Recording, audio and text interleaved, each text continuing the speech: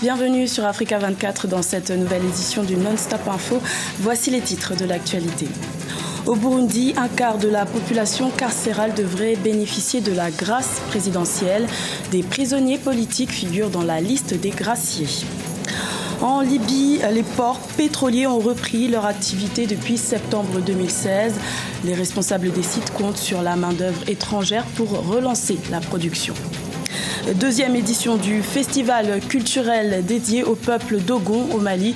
Des festivités placées sous le signe de la paix et de la réconciliation nationale. Mais tout d'abord, en Gambie, le président Adama Barrow a demandé le 23 janvier le maintien de la mission de la CEDEAO en Gambie. Rappelons que le mandat de la MISEGA avait expiré le 21 janvier lors du départ de Yahya Jammeh. Selon le nouveau président Adama Barrow, le maintien de ses troupes en Gambie permettrait de stabiliser le pays. Cette requête est en cours d'étude auprès de la CEDEAO. Pour l'heure, le retour du président Adama Barrow en Gambie reste inconnu. Au Burundi, une vaste mesure de grâce présidentielle a débuté le 23 janvier. Un quart de la population carcérale devrait être libérée afin de désengorger les prisons. L'ensemble des graciés devrait être libéré d'ici la mi-février. Maria Madramé. Le Burundi libère un quart de ses prisonniers dans le cadre d'une grâce présidentielle.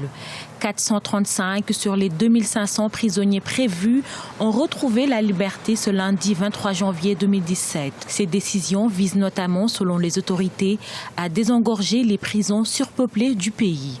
Hier, alors, ils ont commencé le travail. Le travail va continuer jusqu'à ce que tous les 568 soient libérés. On va continuer jusqu'à ce que, au milieu du mois de février, on aura terminé donc, la libération de 2500 prisonniers. Et après, on va analyser les recours. Le gouvernement burundais qui nie officiellement détenir des prisonniers politiques, mais il concède que la grâce concernera certains détenus de l'insurrection de 2015. Si la société civile burundaise craint qu'il s'agisse d'une manœuvre visant à faire de la place pour de nouveaux prisonniers politiques, l'opposition, elle, estime que c'est un signal destiné à la communauté internationale.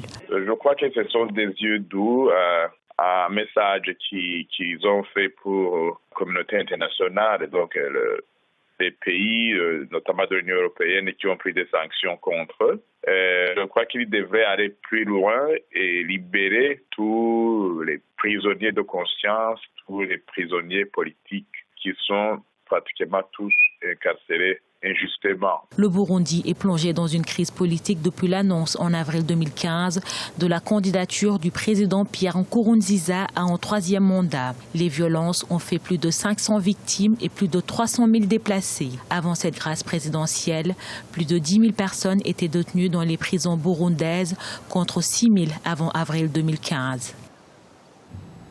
En Libye, les ports pétroliers ont réouvert en septembre 2016 après 2 ans de fermeture. Une grande avancée pour les responsables des terminaux pétroliers qui espèrent relancer la production grâce au retour rapide des travailleurs étrangers. Birama Saounera.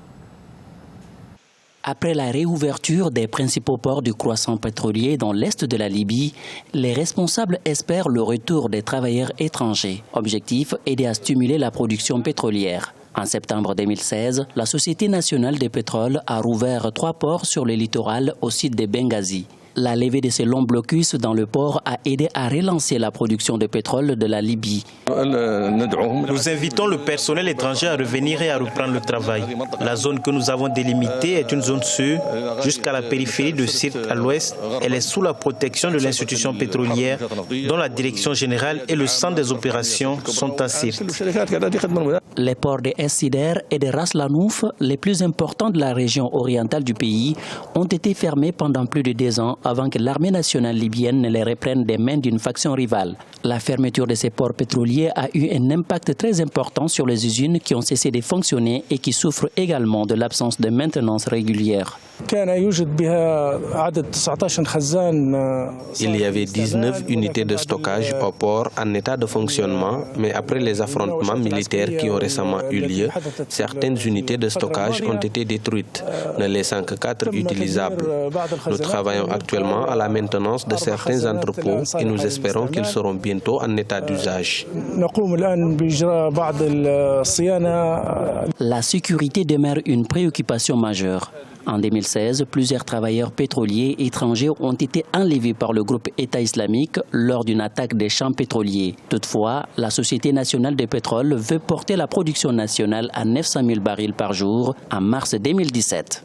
Le Mali célèbre la 2e édition du festival culturel dédié au peuple dogon depuis le 23 janvier au lendemain de l'attentat perpétré à Gao le 18 janvier. Ces festivités mettent la culture au service de la paix et de la réconciliation nationale. Reportage de Mokhtar Bari. Au Mali, la capitale Bamako vit au rythme du festival culturel Dogon. Sous la houlette de la Guinée Dogon, la cellule de réflexion des cadres Dogon a initié une manifestation culturelle afin de pallier l'absence des touristes en pays Dogon du fait de l'insécurité au nord du Mali. Lancée en 2016, la 2e édition se tient sous le signe de la paix et de la réconciliation de toutes les filles et fils du Mali. Nous avons, par la grâce de Dieu, célébré dans l'harmonie, dans la sérénité, mais surtout avec un esprit de solidarité. Et toutes les ethnies étaient présentes ici pour dire ensemble que le Mali est debout et grand, que le Mali demeure. Nous avons eu une pensée pieuse pour nos frères, nos sœurs, nos enfants tombés sur le champ de l'honneur. Le pays Dogon, bien représenté à travers la case du chef Dogon, le Hogon, les pagnes tissées, la vannerie, les masques. C'est une occasion pour les autres communautés et la jeunesse de mieux connaître cette culture. Nous avons des enfants, nous avons des frères et nous avons des amis qui sont des amis des Dogons qui n'arrivent pas à partir au pays Dogon pour voir ces cultures. Donc on s'est dit pourquoi ne pas ramener la culture vers les gens pour qu'ils voient. Donc nous organisons ces festivals à Bamako afin que nos enfants d'abord qui sont Dogon, qui sont nés à Bamako, nos frères qui sont nés à Bamako, qui ne connaissent pas la culture Dogon, le découvrent en même temps que les autres du Mali. Le festival Dogon est aussi un espace de dégustation de mets Dogon tels que le fameto ou la bière de mille. Des animations musicales sont prévues tout au long du festival qui s'achève le 29 janvier 2017. Dans le reste de l'actualité, les résultats des matchs du groupe C de la CAN qui se sont joués ce mardi 24 janvier. La Côte d'Ivoire, tenante du titre, est éliminée de la compétition après sa défaite 0-1 face au Maroc. Le Maroc accède donc au quart de finale. Victoire de la République démocratique du Congo 3-1 face au Togo. Les Léopards, qui avaient fini 3e de la dernière édition, accèdent au quart de finale et éliminent les Éperviers du Togo. Ce journal a été réalisé par l'ensemble de la rédaction. Merci de votre fidélité. Retrouvez dans un instant une nouvelle édition de l'information sur Africa 24.